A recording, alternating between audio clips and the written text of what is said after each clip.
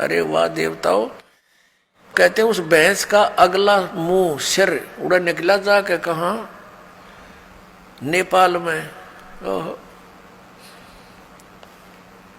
भैंस का अग्र भाग यानी अगला हिस्सा मुंह सिर नेपाल में जाकर प्रकट हुआ, जो पशुपति नाथ के नाम से विख्यात हुआ। अब वहां पशुपति नाथ के नाम से मंदिर बन गया, लोग वहां पूजन लगे।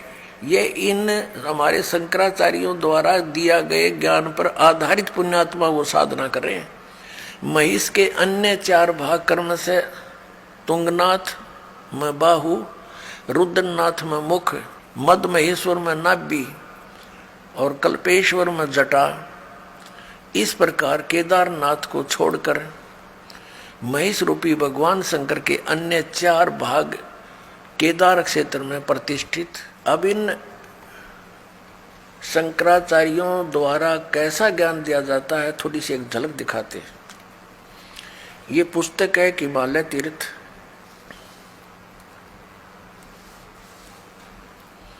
जेपी नंबूरी इसके ये लेखक हैं।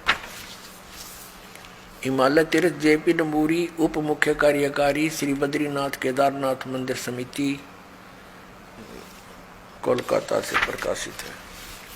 पहला प्रकाशन, प्रकाशक है रंजू चक्रवर्ती, क्षेत्र A/1, बामा चरण राय रोड, कलकत्ता।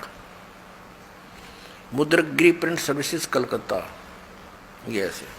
अब इसमें कथा दिखाते हैं आपको, हमारे शंकराचार्य जी हमें क्या कथा सुनाते हैं, कैसा ज्ञान देते हैं। यह एक कथा सिंपल सी लेंगे, ज्यादा इतना समय नहीं हम वेस्ट करेंगे। देखना, ये पृष्ठ नंबर 19 पे एक कथा सुनाई है इन्होंने इन तीर्थों के बारे में, ये तीर्थ कैसे बने। ये हिमालय तीर्थ पुस्तक है। यहाँ लिखा है कि ये पहले तो उन्होंने और बताई है, नर और नारायण ऋषियों के पश्चात अन्य ऋषि मुनियों व भक्तों द्वारा यह ज्योतिर्लिंग पूजित रहा।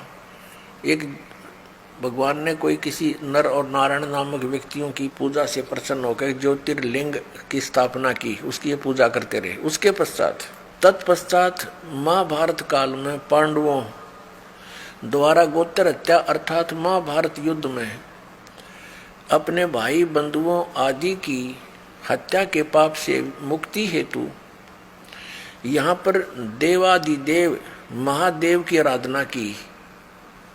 अपना पाप नाश करने के लिए भगवान शंकर भगवान की पूजा की उन्होंने, ये पांडवों ने। इसी प्रसंग में पुराणों में एक कथा आती है, भगवान वेद व्यास जी की आज्ञा से पांडव केदार क्षेत्र में गए। भगवान महिष यानी भैंस का रूप धारण कर केदार अंचल में विचरण करने लगे। भगवान शंकर ने भैंस का रूप धारण किया और उस केदार अंचल में यानी उस क्षेत्र में घूमने लगे भैंस बनकर। और भीम ने भगवान शिव को मायावी महिषी के रूप में पहचान लिया। अभिनव कहे भीम ने वो पहचान लिया कि वो भगवान शिव है भैंस के रूप में, और वे ऐसा जानकर भगवान शिव महिष रूप में पृथ्वी में समा ही रहे थे कि महाबली भीम ने दौड़कर उनका पिछला भाग पकड़ लिया। पांडवों की भक्ति एवं विश्वास को देखकर भगवान शिव ने उन्हें साक्षात दर्शन दिए। गुरु हत्या पाप के फल स्वरूप प्रायश्चित के रूप में भीम द्वारा पकड़े गए पृष्ठ भाग की पूजा अर्चना का आदेश देकर वहीं अंतर्ध्यान हो गए। पृष्ठ माने पिछला हिस्सा, भैंस का पिछला, मैं बताऊंगा आपको डिटेल से। पृष्ठ भाग ने शिला का रूप धारण किया, पत्थर बन गया, फिर पिछला हिस्सा। अब ये क्या कहना चाहते हैं कि जब इन पांडवों को श्री कृष्ण जी ने आदेश दे दिया था कि तुम्हारे ऊपर एक भयंकर पाप है, जो महाभारत में तुमने बंधुघात किया, गुरुजन मार दिए, कितना अत्याचार किया, इसके मोक्ष के लिए तुम हिमालय में जाओ और वहाँ तपस्या करो अंतिम श्वास तक। तो क्या कहना चाह रहे हैं ये लेखक कि पांडव वहां पर अपना वो भक्ति कर रहे थे, तपस्या कर रहे थे, साधना कर रहे थे। भगवान शिव आगे वहां पर भैंस रूप धारण करके अन्यों के भीम ने पहचान लिए और भीम दौड़ा तो भगवान शंकर समझ गए उसको, इस कारण से वो पृथ्वी में समान लग गए और फिर केवल पृष्ठभाग यानी पिछला हिस्सा शेष रह रहा था पृथ्वी में। जानते महाबली भीम ने पकड़ कर डांट लिया कसौटी तरह, और वो फिर इतना बार रह गया, फिर वो पत्थर का बन गया। और कहते भगवान शिव वहां प्रकट हो गए।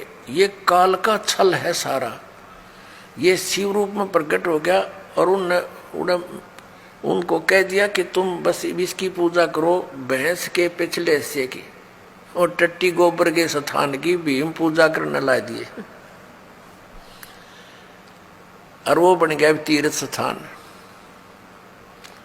वो टट्टी पेशाब के पोर्शन का कहीं तुम इसकी पूजा करो और वो तीर्थ बन गया हमारा। क्या देखिए फिर पढ़िए, ये समझ में आओगा। भगवान वेद व्यास की आज्ञा से पांडव केदार क्षेत्र में आए। भगवान महिष यानी भैंस का रूप धारण कर केदार अंचल में विचरण करने लगे। भीम ने भगवान शिव की मायावी महिष के रूप में पहचान लिया, शिव को भैंस के रूप में पहचान लिया। वह ऐसा जानकर भगवान शिव महेश रूप में पृथ्वी में समा ही रहे थे कि महाबली भीम ने दौड़कर उनका पिछला भाग पकड़ दिया। पांडवों की भक्ति व एवं विश्वास को देखकर भगवान शिव ने उन्हें साक्षात दर्शन दिए और फिर गोत्र हत्यार गुरु हत्यार ये के फलस्वरूप प्रायश्चित के रूप में भीम द्वारा पकड़े गए पृष्ठभाग यानी पिछले हिस्से को की पूजा अर्चना का आदेश देकर वहीं अंतर ध्यान हो गए। पृष्ठभाग ने शिला का रूप धारण कर लिया, पत्थर बन गया वो पिछला हिस्सा, तो पांडवों द्वारा पूजित हुआ। पांडव लाग गए उसने टट्टी पेशाब के पोर्शन ने पूजन ये भगवान, ये थे हमारे शंकराचार्य जी का ज्ञान। ये देखो ये काल का जाल है सारा। आगे फिर जो भैंस रूप में भगवान शिव थे कहते हैं वो पृथ्वी में समा गए, समाने लगे तो पिछला हिस्सा तो भीम ने पकड़ दिया, वो उड़े डट गया। अब आगे कौन कौन से पैर कहाँ गए, मुंह कित निकला जाकर उसका, ये देखियो। ये 19 पृष्ठ पे पढ़ रहे हैं हिमालय तीर्थ के। यहां आ गया अंतर जा रहे और वो फिर पिछला हिस्सा पृष्ठ भाग यानी पिछला हिस्सा, ये पिछला भाग है भीम द्वारा पृष्ठ भाग जो है निशिला का रूप धारण कर लिया और पांडवों द्वारा पूजित हुआ। पांडव उसकी पूजा करने लगे, फिर पूछड़ की और तब से आज तक पूजित है। आज तक उससे की पूजा पर लग रहे हैं भक्त। महिष का अगर भाग नेपाल में जाकर प्रकट हुआ, ओहो और जो पशुपति नाथ के नाम से विख्यात हुआ। अरे वाह देवताओं, कहते हैं उस भैंस का अगला मुंह सिर उड़ा निकला जाके कहा नेपाल में। ओहो, महेश का अगर भाग यानी अगला हिस्सा मुंह सिर नेपाल में जाकर प्रकट हुआ, जो पशुपति नाथ के नाम से विख्यात हुआ। अब वहां पशुपति नाथ के नाम से मंदिर बन गया, लोग वहां पूजन लगे। ये इन हमारे शंकराचार्यों द्वारा दिया गए ज्ञान पर आधारित पुण्यात्मा वो साधना कर रहे हैं। महिष के अन्य 4 भाग कर्म से तुंगनाथ में बाहु, रुद्रनाथ में मुख, मद महेश्वर में नाभि और कल्पेश्वर में जटा। इस प्रकार केदारनाथ को छोड़कर महिष रूपी भगवान शंकर के अन्य 4 भाग केदार क्षेत्र में प्रतिष्ठित हुए। केदारनाथ सहित ये स्थान पंच केदार नाम से विख्यात है।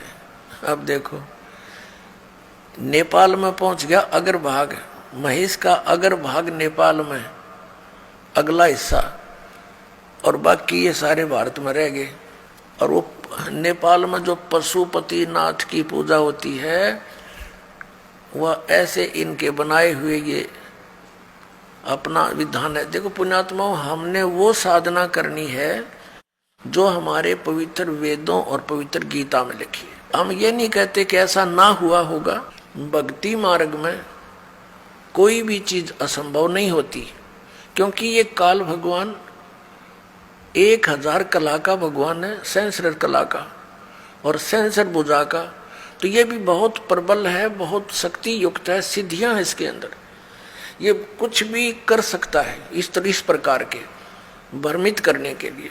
तो हम ये नहीं कहते कि ऐसा नहीं हुआ होगा, ये फिर ये तो यादगार रहेगी। हमने पूजा वही करनी है जो हमारे सदग्रंथ बताते हैं।